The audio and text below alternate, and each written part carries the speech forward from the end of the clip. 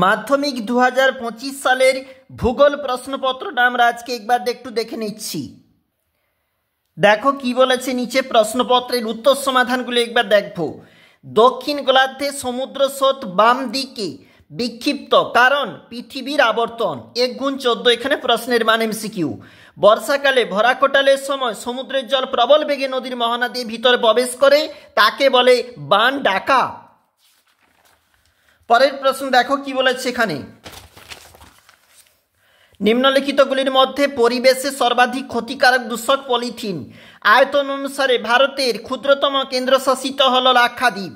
দিহং দিবং লোহিত নদীর মিলিত প্রবাহের নাম ব্রহ্মপুত্র। হিমালয়ের একটি সরলবর্গীয় উদ্ভিদের নাম হল পাইন। নিম্নলিখিতগুলির মধ্যে মিলেট শস্য হিসাবে চিহ্নিত করা হয় রাগিকে। ভারতে প্রথম কাপড়ের কল স্থাপিত হয় ঘুষুড়িতে। কলকাতা ও দিল্লিকে সংযোগকারী যে জাতীয় সড়ক তার নাম হচ্ছে NH2। এরপরে চলে যাচ্ছে আবার প্রশ্ন দেখো, ভারতের উপগ্রহ চিত্র প্রকাশ করে ইসরো যে প্রাকৃতিক প্রক্রিয়ায় মাটি ও শিলাস্তর অভিকর্ষের টানে উচ্চভূমির ঢাল বরাবর নিচে নেমে আসে তাকে বলে পুঞ্জিত ক্ষয়। পাখির পায়ের মতো বদ্বীপ কোন নদীর মোহনায়? মিসিসিপি মিসৌরি নদীর মোহনায়। ক্যারিবিয়ান সাগরে সৃষ্ট যে ঘূর্ণপাত তাকে বলা হয় হ্যারিকেন। অধক্ষেপণের একটি উদাহরণ হলো স্লিট। পরের প্রশ্ন দেখো, শুক্ল ও কৃষ্ণপক্ষের অষ্টমী তিথিতে সমুদ্রের ভরা কোটাল দেখা যায়, উত্তর হবে সত্য।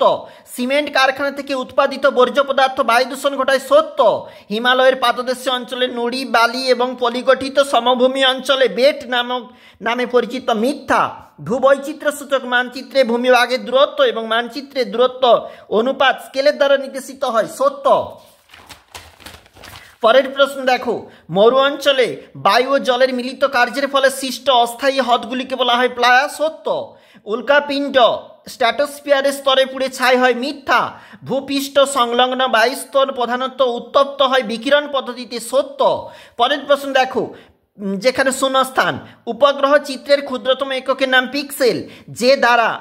যে প্রাকৃতিক প্রক্রিয়ার মাধ্যমে ভূপৃষ্ঠের উপরিভাগ ভূমিরূপের পরিবর্তন ও বিবর্তন ঘটে তাকে বলে বহির্জাত প্রক্রিয়া বা পর্যায়ন। পারমাণবিক শক্তি উৎপাদন কেন্দ্র থেকে নির্গত বর্জ্য, উত্তর হবে তেজস্ক্রিয় বর্জ্য। গ্রীষ্মকালে উত্তর পশ্চিম ভারতের ধূলিঝড়, উত্তর হবে আঁধি।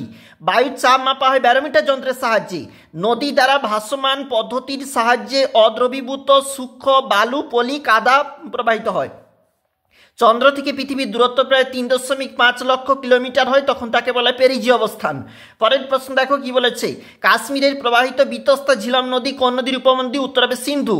ভারতের উত্তর পূর্বাঞ্চলে কোন ধরনের চাষের জন্য অধিক মৃত্তিকা ক্ষয় হয়? উত্তর হবে ঝুম চাষ। ওড়িশার কটক শহরে কোন ফসলের কেন্দ্রীয় গবেষণাগার অবস্থিত? উত্তর হবে ধান। 2011 খ্রিস্টাব্দে আদমশুমারি অনুসারে ভারতের মহানগরের ন্যূনতম জনসংখ্যা 10 লক্ষ। ভূবৈচিত্র্য সূচক মানচিত্রের যে প্রশ্নপত্র, সঠিক উত্তরটা দেখে নাও, 1 সেমিতে হাফ কিমি। পর্বতের পাদদেশে নদীর কার্যের ফলে যে শঙ্কু আকৃতি, এটা শঙ্কু হবে, শুষ্ক নয়। দেখো শস্কু হয়ে গেছে, এটা ভুল রয়েছে কিন্তু প্রশ্ন। আকৃতির ভূমিরূপ সৃষ্টি হয় তাকে বলে পলল শঙ্কু। শীতকালে উত্তর পশ্চিম ইউরোপের বন্দরগুলি কোন উষ্ণ স্রোতের প্রভাব বরমুক্ত হয়? উত্তর আটলান্টিক স্রোত। পরের প্রশ্ন দেখো, রাজস্থানের সঙ্গে ম্যাচ হচ্ছে লুনি, ভিলাইয়ের সঙ্গে ম্যাচ হচ্ছে লৌহ ইস্পাত, কান্ডালার সঙ্গে ম্যাচ হচ্ছে করমুক্ত বন্দর, আর লাদাখের সঙ্গে ম্যাচ হচ্ছে খারদুংলা। পরের প্রশ্ন, এগুলা তোমাদের জন্য তোমরা দেখেছো অবশ্যই, এগুলা হচ্ছে 2 নম্বরের প্রশ্নপত্র সাজেশন ভিত্তিক যেভাবে ছিল প্রশ্নপত্র, একাধিক প্রশ্ন কমনের তালিকায়। একটু চলে যাচ্ছে আমাদের এটা পরের পেজ, এখানে প্রশ্নপত্র রয়েছে তোমরা ঠিক দেখতে পাচ্ছ, এবং নিচে যেখানে প্রশ্নপত্র এগুলা হচ্ছে পরের প্রশ্নপত্র। দেখো দৃষ্টিহীন পরীক্ষার্থীদের জন্য এগুলা রয়েছে।